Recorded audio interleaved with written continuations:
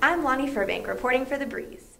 I'm here in the Wilson Hall Auditorium, where students and faculty have gathered to hear Amy Harmon speak about her award-winning series of articles in the New York Times entitled The DNA Age. These articles address controversies surrounding implications of new genetic technology, especially genetic testing.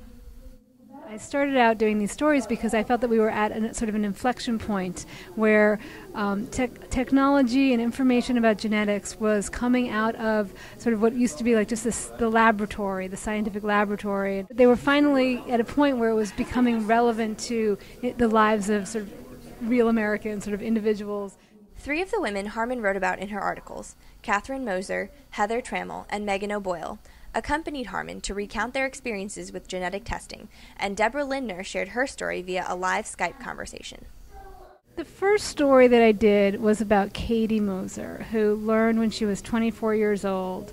She decided to get this genetic test to find out if she carried a gene that meant that she would get Huntington's disease. It's a rare case in which you learn definitively that you are going to have a disease, and it's a really bad disease, right? So I felt that Katie was an extreme example that could illuminate other kinds of examples that were sort of less extreme.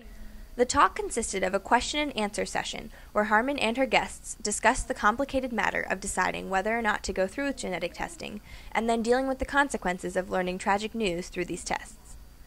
Audience members were also given the chance to ask questions of the speakers. My 10-year-old daughter Shannon was diagnosed at the age of 6 months with Phelan-McDermid syndrome.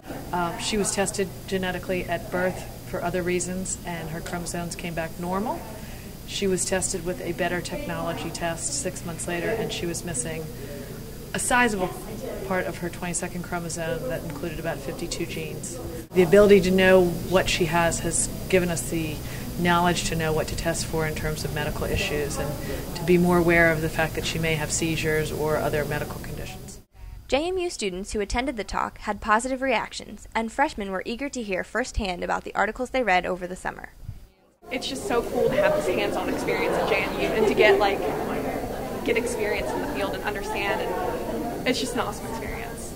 People in my family are actually affected by different genetic diseases, so it kind of hits home of, genetic testing, will it potentially be passed on to me? Genetic controversies are becoming more and more prominent as we uncover information about genes and DNA, and it is important that we learn what this knowledge means for our future. This has been Lani Furbank reporting for The Breeze.